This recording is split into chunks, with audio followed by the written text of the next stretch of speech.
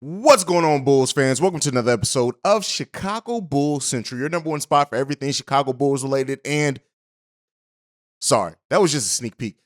On today's episode of Chicago Bulls Central, we're going to talk about the latest updates with the Robert Sarver and Phoenix Suns situation. We're also going to talk about Dennis Schroeder finally makes a decision on who he's going to sign with. And it's Mailbag Day, so we're going to get into your voicemails. All that and more right after this. You are now tuned in to Chicago Bulls Central, your number one place for all Chicago Bulls news and content.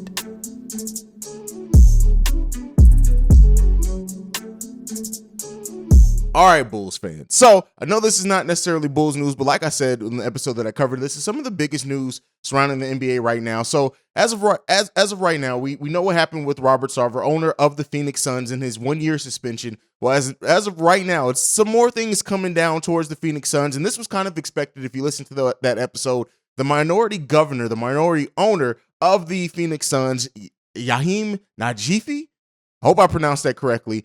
He released a statement in which he's calling for the resignation of Robert Sarver. Now, on top of that, the jersey sponsor PayPal for the Phoenix Suns have also stated they will not renew their deal with the team if Robert Sarver is still involved with the team next season. So listen, I said that, the decision that was made by the NBA to not remove or take the team away from him could have only been staving things off for a little while. Once you start affecting the bottom line, I didn't even think about the fact of other owners in the team calling for his resignation. Once you start doing things like that, things start getting the ball rolling. So like I said then, the story is not at all done with the Robert Sarver situation as of right now. We'll see what the ownership group is doing within the Phoenix Suns to see if they eventually get him removed. But with PayPal possibly pulling out as the jersey sponsor, that's going to bring a whole new line of eyes to it. And it's important to remember, too, with these NBA teams, while there is usually a minority owner, there's always an ownership group, kind of like a board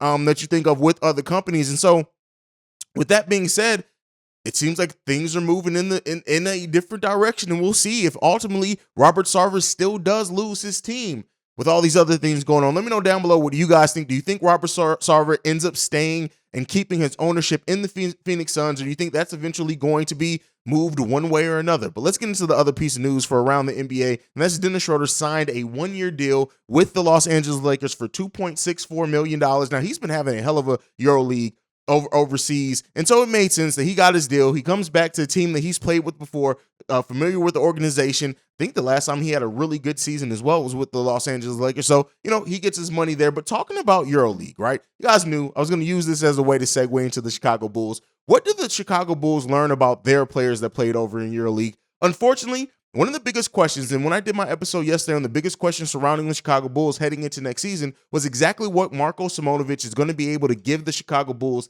next season. Now, Marko had a great summer league in which he averaged 15.6 points, 8.8 rebounds, and right under a block per game. And that's production the Bulls could use off the bench when we're talking about a bench that was ranked 29th in the league in scoring last season. We could use the scoring punch. But with better competition in Eurobasket, Marko Simmonovic struggled. In 6 games played, he only averaged 8.7 points per game, 4.2 rebounds per game, and that's not the impact that now, it could very well be. I want to say here, a lot of times you don't see, or not, let me not say a lot of times, sometimes you do see with these European teams, they don't use players very heavily. So maybe that was something, but it did seem like it's a lack of confidence for Marko Simmonovic. And, while I was hopeful that he could crack the rotation in some type of way this season because we could use that scoring punch, seems like it may be another year of just waiting to see what Marko Simmonovic actually can give the Chicago Bulls. Now, what we did learn, the positive with that, is Goran Dragic is going to be able to fill a role on this Bulls. I still doubt how many minutes he's going to end up playing when everybody's healthy,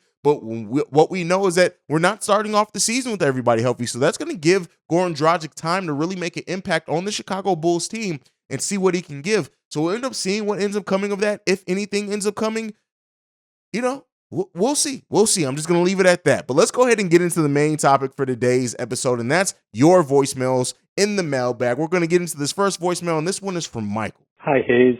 Love your show. I've been following you since the end of last season. Thanks for great commentary. Try to catch you every day. Michael Korn here. I've been a Bulls fan since 1966. Just wanted to see what you thought about bringing in Alex Caruso as one of AKME's better moves since they've taken the helm. Hey, thanks a lot. Look forward to your shows. Looking forward to the season. Thanks a lot, man. Go Bulls. All right, Michael, following up on one of the episodes I did early last week on I did an episode on the best moves and I did an episode on the worst moves that AKME has made so far. And he asked, is Alex Caruso one of the best moves? And I will have to unequivocally say yes. Absolutely he was. He was just like, when you look at, and I was a doubtful person on Alex Caruso because when the Bulls played him the season before we signed him, he didn't look all that great. But like, and again, I don't watch a lot of Lakers games because I hate the Lakers and I don't really care for LeBron. So that's just kind of the thing there for me. So like seeing Alex Caruso and seeing what he does off the ball. And, you know, one of the things that I talk about very heavily with the Chicago Bulls team and something that's always hurt this team last season, even when we were winning, is times that we didn't have movement off the ball. When players did not have the ball, they weren't always moving in the proper ways. Alex Caruso was always on the go. He was always moving. He was always creating separation, creating different angles on offense and defense, getting out in steals, getting out in transition. Alex Caruso was everything that he was cracked up to be. And when you look at the deal that he got, yeah, it's a little bit expensive, but I think it's worth every bit of it. Now, we do need to see Alex Caruso stay healthy, which him missing it wasn't up to his own. But yeah, I think Alex Caruso, signing him to bring in depth to that Chicago Bulls bench and to really be the calming factor on that bench. And keep in mind, the Bulls didn't think that Io was going to have the type of impact he was able to have as well, but they brought in Alex Caruso for insurance, to be off the bench for anything. It was all great decision-making. And yes, Alex Caruso definitely deserves to be, in my opinion, noted as one of the best deals AKME has made at their time running the Chicago Bulls. All right, let's get into this next one. This one is from Reginald. Hey, this is Reginald from Columbus. Listening to your take on the Vucevic deal, trading 2 first-round picks for him, whether or not that was a mistake. In my opinion, I think the Bulls, I think Zach LaVine doesn't stay in Chicago if it wasn't for Vucevic, because that was the first time they were proving that they were trying to win. Because before then, like, what were they doing? They were signing guys who didn't fit the system, just signing guys to be signing guys, signing guys who were way past their primes and hoping they'll work out. But his first, well, the minute they got him, he was already giving you 21 and 11. And even this year, you're getting 17 and 11. So, like, when was the last time the Bulls had a big man who was giving you that? Maybe Brand, like Elton Brand back in 2000, 2001 or something like that. But yeah, I just wanted to put that out there. Also, despite me having a down year, you're still a top 10 center. So, and considering what the Bulls, if the Bulls didn't keep Zach LaVine, I mean, is there anyone in the first round that they would have been probably early teens? I don't see them replacing Zach LaVine. So, I just wanted to say that out right quick. Thanks for your time. And what's your opinion on the matter? All right, so there's a lot of, and you know, with me listing Vooch as one of the worst, he was on the worst and he was on the best. Like, people have to stop thinking that. Like, I even said and if you go back and actually listen to the episode in which I even listed Vooch or talked about him as being one of the only thing that I focused on was giving up the 2 first-round picks. I still said that the Bulls should have done that deal every single time. And to Reginald's point here, does LaVine stay in Chicago? I think yes. I think when you look at bringing in Nikola Vucevic was like that first step in showing, no, we're trying to make this team a playoff team as soon as possible. But when you look at the other moves that the Bulls did in the offseason after that, they were always going to improve the team vastly. I know there's been some questions on, hey, does DeMar still come if Nikola Vucevic doesn't come here? You know, the connection with Eversley, some say that DeMar still would have. The fact that the Bulls did offer him more money than what he was getting out in the open market. But outside of that, if they did not trade for Nikola Vucevic, they still would have gotten Lonzo. Even if DeMar wasn't coming, they still would have used that money to go after other free agents. They were focused between that trade and the offseason improving this team enough. So I think that they still would have done enough things. They still would have made some moves. Wendell Carter probably would have still been moved in that offseason if not at that trade deadline. Or hell, they may have just done a different deal at the trade deadline if they just knew they were ready to move off Wendell Carter. So with that being said, I still do think that Zach LaVine stays in Chicago regardless if they brought in Vooch or not, because I think this front office was going to make moves to improve the team regardless. Vooch was just the first step in that. But I do understand what Reginald's point of view and perspective is on that. Listen, Nikola Vucevic, and this is the thing. I say this all the time, and I think it's maybe for some people it's conflicting, but what I say all the time is that when people use the thing of, well, Nikola Vucevic, and, there was somebody outraged something that was like, oh, well, Vooch couldn't get us into a play. He couldn't get his own team when he's on. Like, people have unrealistic expectations for Nikola Vucevic at times. Things that I want to see from him, like, he's never going to be a huge plus defender. He's never been that. He has a solid defensive rating over the course of his career, but he's not going to be, he was always going to have some defensive limitations. That's why team construction is important. But when you look at a player, everybody can agree and say, hey, Nikola Vucevic had a down season.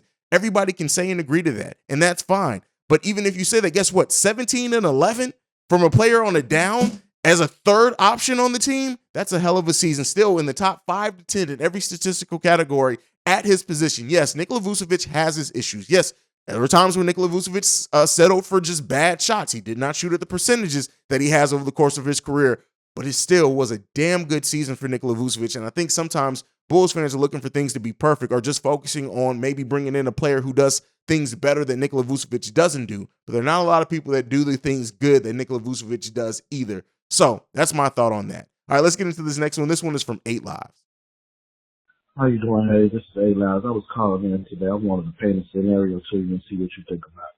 How would you feel if I was the coach of the Bulls? I can't think of his name too fast.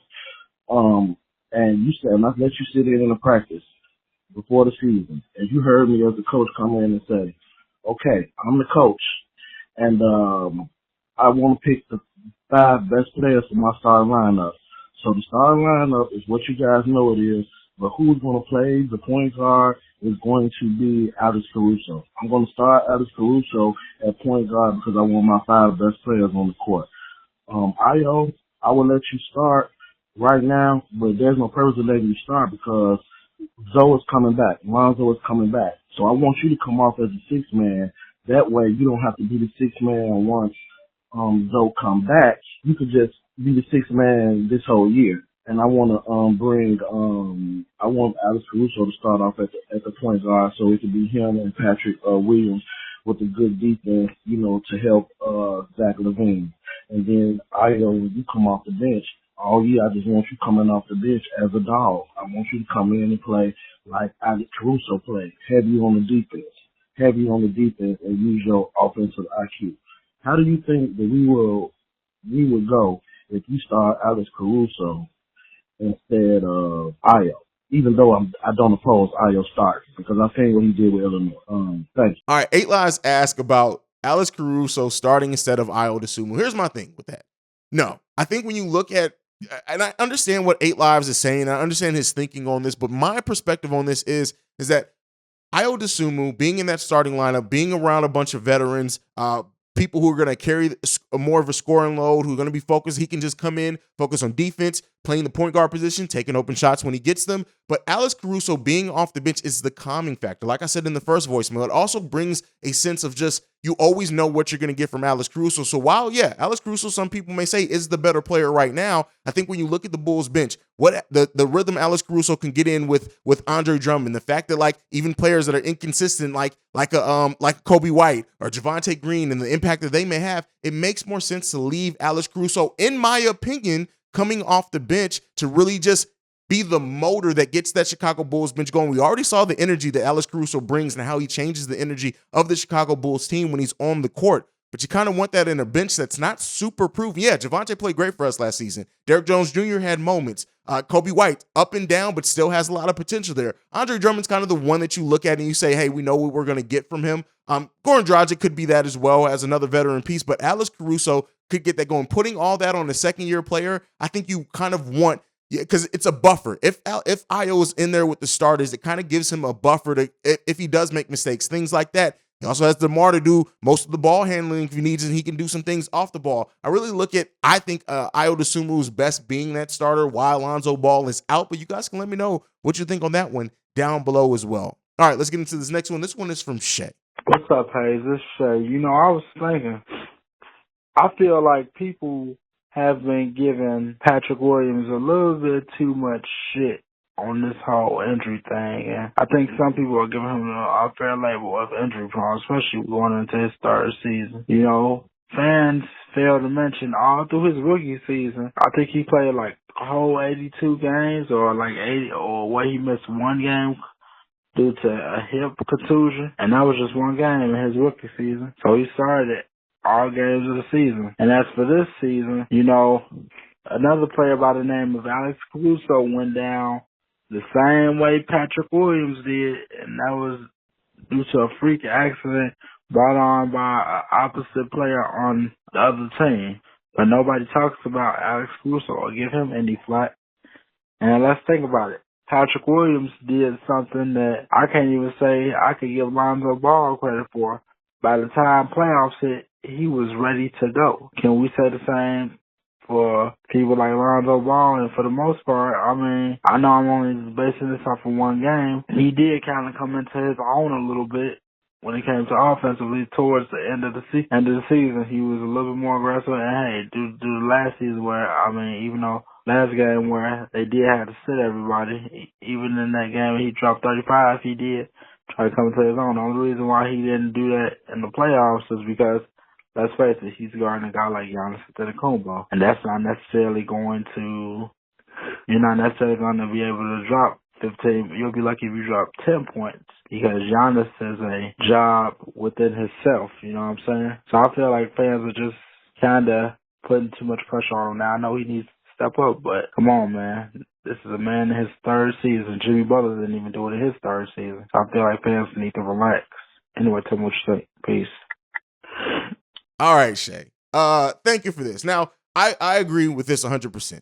Like, people throwing the injury, and there was a comment on the channel this week in which I commented on somebody throwing the injury prone label on Patrick Williams. It's just not paying attention, or they're just reacting strictly to one season of him having an injury. Yes, he did have an injury in the offseason that kind of got him off to a slow start, but it wasn't anything major. He suffered a major injury of no fault of his own. It was I wouldn't say it was a dirty play, but it was a weird play that messed up his wrist, and he still returned back from that. I think it was 2 months ahead of the initial schedule that they had him placed on. So no, Patrick Williams is not injury prone. Let's be clear. He is not injury prone at all. We need to stop saying that. We need to stop being so quick to throw labels towards people when it's just too quick. And then as far as the judgment on Patrick Williams, everybody is just, and again, I understand that some of that just comes with being a 4th overall pick. You're going to get some judgments. It's just going to happen. That's just the way it works. This is basketball.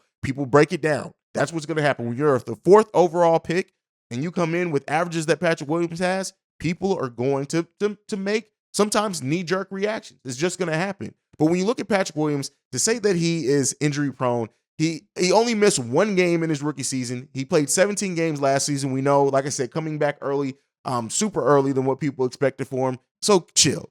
Patrick Williams has played in like 98% of the games he's been available for, right? So like, it's not like he's just missed a bunch of like weird nagging injuries or anything like that. Calm down on the injury-prone label for Patrick Williams. As far as people rushing his development, like I said, I kind of get that. I kind of understand it when you have a 4th overall pick. The fact that and the front office loves this guy. They love Patrick Williams, but they're gonna continue to take the time to develop Patrick Williams and build on top of his game 1 year over 1 year. And I think people are too quick to judge last season, saying that he didn't really improve. If you're saying that, because guess what? We got a small sample size. 17 games isn't a lot. Some people are only getting into rhythm the first 17 games of the season. So let's wait and see. Let's see what we have. Hopefully we have another fully healthy season from Patrick Williams, so we can see what he turns into and develops into and what wrinkles he adds to his game if the coaching staff better uses him as well. Things like that. Let's stop passing judgment so quick on Patrick Williams, because I still think we got a hell of a player developing in Patrick Williams, and it's going to take some time. It's going to take more time than what some Bulls fans would want it to take. But guess what? Good thing is you guys don't make the decision. AK and Eversley are committed to Patrick Williams' development, and they're not going to move off of him unless it's like a surefire deal that makes the Bulls a championship contender.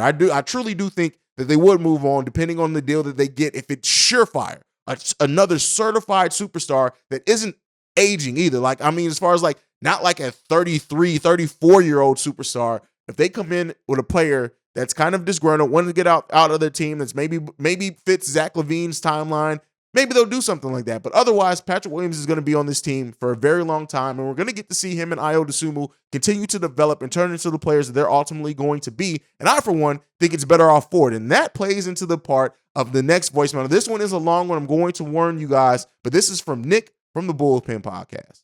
What's good, Hayes? It's Nick Tolliver from the Chicago Bullpen here. I got a lot of new content coming up. I got locked out of my Twitter account and a bunch of other stuff. It's been really crazy. But I heard the Warriors GM talking about why Michael Jordan will never be surpassed. And a lot of the points he brought up, he was able to parallel with his Golden State Warriors. And I agreed with a lot of things he said. And I'm looking back, I've been rewatching like the Golden State Warriors, the run they just had, even though they didn't win for a little bit, they still, like, if we're being real, they've had this decade in a chokehold. The Warriors have been doing their thing. And exactly what he said is, in order to win in the playoffs, you literally need dimensions. Like, the Warriors they played against the Rockets. James Harden, at the time, was up there with Steph in terms of three-point shooting. I can say that without hesitating. James Harden, at that level, that Rockets team was shooting threes really crazily. And that Rockets team was doing really insane things on offense during the regular season. And one point he brought up is during the regular season, all these dudes have all this, he said that 2 feet away, that 2 inches away from the basket turns into feet in the playoffs. And he basically said what you need to be a successful team in the playoffs is dimensions. If you're a team that can only shoot threes, you're not going to win. The Rockets were a team that only shot threes. They were great for the regular season, but when they got to the postseason, what did they do? They weren't a team that was great at the foul line. They weren't a team that was great in ball movement and transition. The Warriors are literally good at the foul line. They're good in the paint. They're good at the three.